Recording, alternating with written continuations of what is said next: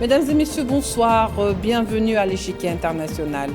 Libéré le 25 juillet après 41 ans de détention, Georges Ibrahim Abdallah est sorti de prison la tête haute. Les années n'ont pas eu raison de lui ni de ses convictions. C'est un homme fort que nous avons vu et qui est revenu avec des convictions que rien n'altère. Devenu symbole de la résistance, sa libération intervient malheureusement avec le génocide à Gaza. Égal à lui-même, Georges Ibrahim Abdallah soutient les Palestiniens et loue leur courage. Tout de suite, les développements.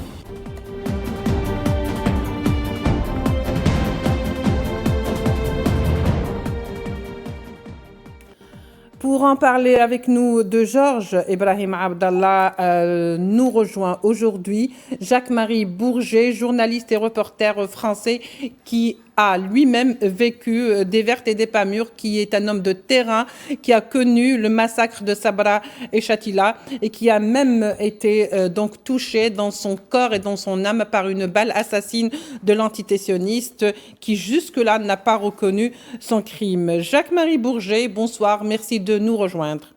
Bonsoir. Jacques-Marie Bourget, alors la libération de Georges Ibrahim Abdallah le 25 juillet dernier, une victoire, finalement, doit-on la considérer comme ça pour ce qu'on appelle dans le sens le plus global et le plus large, la résistance?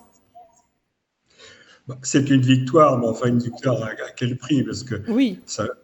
Le nombre d'années, personnellement, moi j'ai commencé à suivre le dossier de Georges Ibrahim Abdallah en 84 quand il a été arrêté. Après, j'avais des liens d'amitié avec Jacques Vergès, qui était son avocat, dont on en parlait très souvent, se heurtait sans arrêt à des impossibilités complètement montées, soit par le Mossad, soit par la CIA, avec la complicité des autorités françaises. Le processus juridique n'a jamais été complètement clair. C'est une série de pièges.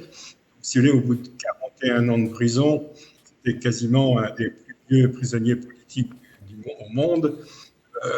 Que la France le relâche, bien sûr, c'est une victoire parce qu'ils étaient capables le pouvoir français était capable de tout pour satisfaire les Israéliens et les Américains, et le Mossad et la CIA. Et finalement, il y a des magistrats qui sont courageux. Il y avait un appel du terroriste qui a fait appel contre cette libération. Les magistrats courageux ont pris une décision raisonnable. Il fallait arrêter cette espèce de calvaire. Oui. Jacques-Marie Bourget, justement, beaucoup disent qu'aujourd'hui, cette libération est un scandale politique pour la France. Un commentaire peut-être?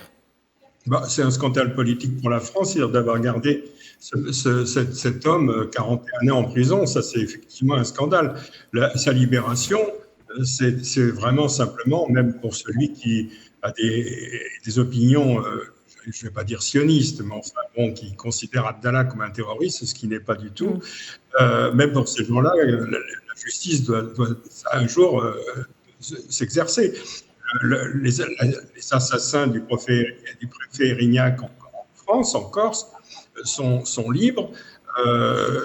Le Rouillant de l'Action directe est libre, tant mieux pour eux. Je ne sais pas comment on pouvait garder Abdallah comme ça à vie en prison. C'était simplement recréer la peine de mort qui a été abolie. Là, c'était simplement faire une peine de mort déguisée. Ce n'était pas possible. Alors, finalement, même avant sa libération de quelques jours, Georges Ibrahim Abdallah, ou la libération, ou l'annonce de sa libération, avait fait un grand débat, et jusqu'au dernier moment, c'est-à-dire jusqu'au moment de sa libération et de son renvoi rapidement donc vers son pays d'origine, le Liban, des médias se posaient encore la question, est-ce qu'il fallait libérer Georges Abdallah, qui constitue toujours une menace? Est-ce que finalement, je dirais, c'est censé aujourd'hui de se poser 41 ans après sa détention et sa libération, de se poser encore la question que Georges Ibrahim Abdallah est-il un danger ou représente-t-il un danger? Un danger, c'est-à-dire que tout militant pour l'indépendance de son peuple, enfin, ou du peuple. Abdallah, il n'est pas palestinien, mais il luttait avec le FPLP de Georges Habash aux côtés des Palestiniens. Donc, si vous voulez, tous les gens qui luttent pour la libération de leur peuple sont une menace pour les colonisateurs ou les oppresseurs, c'est bien évident. Mais Abdallah, il va mettre une bombe dans le métro, rien du tout, mais simplement obtenir la liberté pour la Palestine. Voilà, donc c'est un mandat, enfin, c'est une option, c'est un engagement parfaitement légal, conforme aux chartes de l'ONU. Il n'y a rien d'extraordinaire. Qualifié de terroriste, c'est absolument complètement abusif. Je veux dire, pendant la guerre, pour les gens du régime de Vichy en France, les résistants français étaient des terroristes. Donc, on est toujours le terroriste de quelqu'un d'autre. Donc, si vous voulez, c'est très, très, très difficile. Et Abdallah, qu'a-t-il fait? Abdallah, quand il a vu que les Américains, les Israéliens transportaient la guerre dans son pays, c'est-à-dire le Liban, avec le massacre de Sabra Shatila et des horreurs pareilles, il a décidé, lui, de transférer le combat ailleurs. Et c'est une tactique bien connue, c'est la guerre des pauvres, c'est-à-dire pas de chars d'assaut et d'aviation de chasse, on procède par des actions de commando, quelquefois à l'extérieur de son territoire. Oui. Donc là, lui a décidé de porter la plaie, de porter le fer en Europe, et il a fait en France. Alors il était avec un groupe des forces des et ils sont attaqués à des terrains, c'est-à-dire un agent du Mossad et un agent de la CIA. Voilà, c'est la mort, certes, mais quand ça se passe au Liban et qu'on écrase des milliers de personnes, ça fait 2 lignes dans le journal. Et quand c'est dans un pays européen qui se croit protégé, ça devient un acte terroriste et ça cause 41 années de prison. Voilà, c'est aussi simple que ça.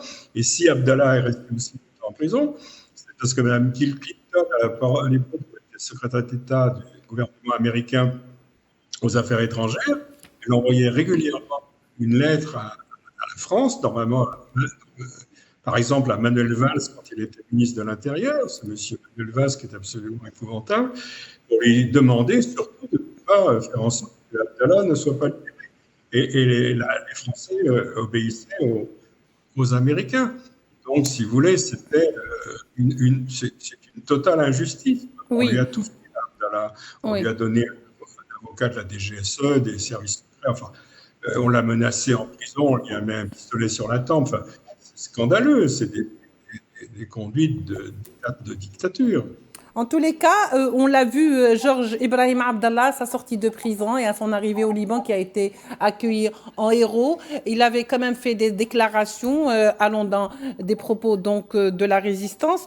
On sent que Ibrahim Abdallah, 41 ans après, peut-être qu'il est sorti un petit peu altéré.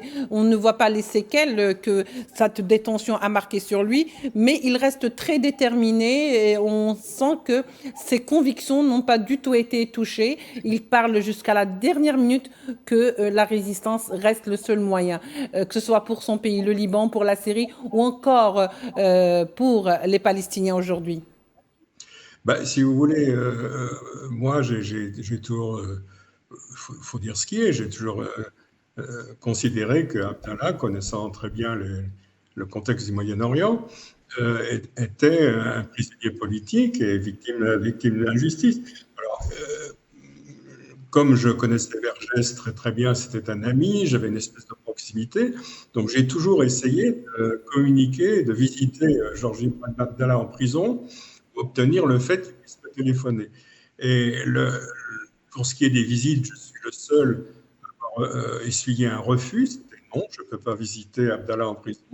Et à chaque fois qu'il a essayé de me téléphoner, le téléphone était coupé à la fin, même je ne sais pas, la police avait dû bricoler mon téléphone. Dès qu'il m'appelait, ça passait ça coupait. Mais il y a 3 jours avant sa libération, il m'a appelé la nuit, il m'a dit « Jacques, je t'appelle pour te réconforter parce qu'il se trouve que j'ai eu une série de deuils personnels. » Oui, on rappelle le décès de votre femme, mais bien sûr celui de votre fille. La fille d'un martyr algérien pour la guerre d'indépendance, Tahar Merakchi. Il m'appelle, lui, en 41 années de prison pour me réconforter. Je lui dis, Georges, moi, j'ai les larmes aux yeux de t'entendre parce que tu as une telle force et un tel courage. Il me dit, non, tu sais, il y a encore beaucoup de travail à faire, il faut libérer la Palestine. Il était absolument remonté, comme on dit, au moment où il est parti en prison. C'est-à-dire que c'est un type qui a, au plus profond de lui, la volonté d'une lutte pour la liberté de la Palestine et largement la liberté du Liban, pour que les interventions occidentales cessent. Voilà, en fait, c'est une ligne tout simple. Donc le danger, il n'y a aucun danger. Ça veut dire quoi? D'abord, le danger, comme je le disais tout à l'heure, tout combattant pour la liberté est un danger pour celui qui opprime. Donc là, en sortant de prison, il a prononcé deux mots formidables. Il a dit résister, c'est la liberté. Donc, en prison, il résistait, et il se considérait, même en prison, comme un homme libre. C'est paradoxal, quoi. Oui, d'ailleurs, c'est pour ça que je disais que lorsqu'on l'a vu pendant qu'il était donc au Liban, il a gardé son esprit intact sur les questions d'actualité plus que jamais. D'ailleurs, il a dit que dans sa première interview qu'il a accordée à la chaîne libanaise El Mayadeen, que son emprisonnement est devenu plus coûteux que pour la sécurité nationale française que sa libération. Et donc, ils ont jugé qu'il fallait le libérer, bien entendu. Et peut-être qu'il voulait peut-être le faire avec beaucoup d'humour, mais on connaît très bien les coulisses et comment les choses se sont passées. C'est exact. En fait, si l'appel contre sa libération, appel déposé par le parquet antiterroriste, qui est une justice d'exception, si cet appel avait obtenu une victoire, enfin quitus, il aurait fallu que Abdallah soit dans un hôtel en France pendant 1 an avec un bracelet électronique, c'est-à-dire surveillé par 50 policiers avec un hôtel. Financièrement, c'était la ruine et techniquement, c'était stupide. Donc, heureusement, cet appel n'a pas abouti. Mais, si vous voulez, le personnage, une fois au Liban, bon, il était très inquiet, lui. Il pensait que l'avion qui allait le conduire à Beyrouth allait être détourné par les Israéliens. C'était ça sa grande crainte. D'ailleurs, il avait compris un petit peu le scénario, que tout était possible. D'ailleurs, jusqu'à la dernière minute, comme on le disait tout à l'heure, pour revenir d'un peu d'où on a commencé, les États-Unis estimaient que cette décision menace la sécurité des diplomates américains à l'étranger. C'est-à-dire qu'on persiste et on signe que Georges Ibrahim Abdallah reste quand même une menace pour des diplomates américains à l'étranger. Bien sûr. Je rappelle en passant que Abdallah est entré en France avec un vrai faux passeport algérien. C'est-à-dire qu'à l'époque, Alger, qui continuait à suivre d'assez près avec un certain nombre de mouvements révolutionnaires, mais enfin, Alger est toujours resté proche de la Palestine, heureusement, avait fourni un passeport à Abdallah. Mais si vous voulez, la menace des diplomates étrangers, c'est absolument ridicule. Enfin, on assiste seulement à une folie mondiale sur le plan politique et diplomatique entre Trump et Netanyahou. C'est la surenchère, celui qui dit n'importe quoi, n'importe quand, tous les jours un peu plus. C'est complètement stupide. Là, à 74 ans, qui va monter une cellule pour aller tuer, c'est même plus d'actualité. Là, au moment où il y a eu l'action des FARL, les phalanges libanaises, en France, c'était une contre-guerre, c'était la suite de la guerre de Liban. Aujourd'hui, qui est-ce qui va aller s'attaquer à un ambassadeur ou je ne sais qui, un représentant des États-Unis, peut-être d'Israël pour d'autres raisons, c'est-à-dire le génocide à Gaza, mais autrement, c'est des faux arguments, c'est ridicule, c'est vraiment de l'acharnement, c'est gros. Non, c'est honteux. Oui, à 41 ans après, on se rend compte effectivement qu'il s'agit d'un acharnement et que c'est tout sauf une affaire qui relève de la justice parce que le volet politique et les pressions a été très flagrant. D'ailleurs, à ce propos, Georges, qui a loué le courage des Palestiniens et ce qui se passe aujourd'hui à Gaza, en incitant les Palestiniens à tenir bon et surtout en disant qu'aujourd'hui, avec tout ce qui se passe à Gaza et tout ce que subissent les Gazaouis, ils sont plus libres que beaucoup d'autres populations qui peut-être ont choisi d'autres moyens que celui de courber l'échine. Il a également parlé de la résistance en Syrie. La résistance, dira-t-il, a un rôle clé dans la construction du Liban. Surtout en ce moment où la question est plus que posée, c'est-à-dire sur la scène aujourd'hui politique libanaise. C'est un fait que le gouvernement libanais vient de décider qu'il fallait désarmer le Hezbollah. Bon, c'est une pitrerie, c'est pas drôle, c'est complètement sinistre. Ça veut dire que le gouvernement libanais continue à croire à la vieille légende que le Liban tire sa force de sa faiblesse. Mais c'est complètement hallucinant de voir cette décision. C'est-à-dire que l'armée libanaise, qui est elle-même divisée, qui est pour une grande partie composée de chiites, va aller armer le Hezbollah. C'est tout ça pour complaire aux États-Unis et à Israël. Pendant ce temps-là, les sionistes, les Israéliens qui ne respectent pas le cessez-le-feu dans le Liban Sud, au lieu de rester sur leur position, ils ont avancé. Et tous les jours, ils tuent des gens au sud Liban, dans l'indifférence générale. Donc, si vous voulez, gouvernement libanais, c'est des mots dans leur bouche, mais je vois pas comment ils peuvent passer aux actes. Tout ça, libérer, désarmer le Hezbollah, c'est d'abord contraire au accord de Taïef. Disons que constitutionnellement, par rapport à la constitution du Liban, c'est une entorse à la loi. Donc, qu'on aime ou qu'on n'aime pas le Hezbollah, c'est un mouvement de résistance, c'est un mouvement libanais qui est armé et on ne le traite pas comme un groupe de gangsters. Oui. Oui, alors justement, je pense que sur ce plan, les déclarations de Georges Abdallah ont été très pertinentes à partir du moment où il a touché du doigt justement le point faible du Liban en parlant de la résistance. Aujourd'hui, il avait affirmé donc lors de son premier entretien avec El Mayadine que le Liban peut et doit surtout construire un État unifié qui protège son peuple et que la résistance qui a sacrifié ses meilleurs dirigeants ne peut se contenter de moins. Donc, il a vraiment mis l'accent et mis en exergue, si vous voulez, l'importance aujourd'hui au Liban, plus que jamais, de l'existence d'un mouvement de résistance contre l'entité sioniste. Au Liban, sa parole est forte dans la mesure où c'est pas à vous que je vais apprendre le système des confessions différentes au Liban. Il est chrétien. Bon, évidemment, il n'est pas croyant, il est marxiste, c'est tout ce qu'on veut, mais il est surtout libanais et il y croit. Oui, mais je veux dire, il fait partie de la communauté chrétienne. Donc ça embarrasse beaucoup la droite libanaise, la droite et l'extrême droite, parce que en fait, c'est l'un des leurs. C'est un chrétien. Donc sa parole est d'autant plus forte qu'il est chrétien, même si ça ne veut rien dire, mais dans le système libanais, ça veut dire quelque chose. Mais moi, j'observe qu'il a dit d'autres choses. C'est-à-dire que, par exemple,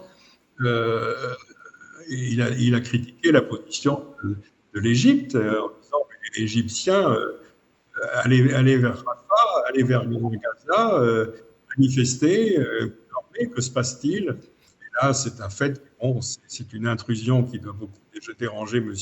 Maréchal Sissi, mais sa analyse politique, elle est parfaitement cohérente. Je veux dire que tant que si l'Égypte bougeait un peu, la situation à Gaza s'améliorerait. Tant que l'Égypte se contente de fermer les yeux, voire d'obéir aux ordres d'Israël et des États-Unis, c'est la catastrophe, c'est vite la catastrophe.